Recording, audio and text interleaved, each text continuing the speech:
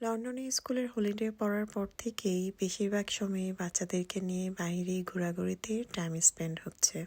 আর প্রতিদিনই বের হতে হচ্ছে বলেই আমি রান্নার ভিডিওগুলো দিতে পারছি না, কারণ খুব শর্টকাট আর খুব অল্প সময়েই রান্নাগুলো করতে হচ্ছে।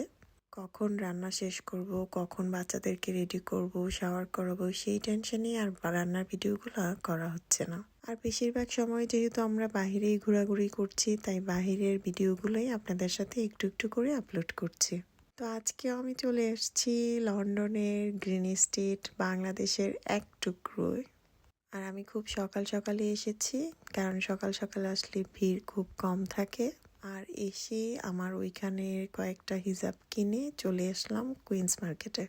কুইন্স মার্কেটে আমি মূলত এসেছি আমার কয়েকজন রিলেটিভস, ফ্রেন্ডস সবার কথায়। কারণ সবাই আমাকে বলে, তুমি এত দাম দিয়ে গজ কাপড় কিনো কেন, দোকান থেকে কুইন্স মার্কেটে যেও, খোলা বাজারে তুমি কম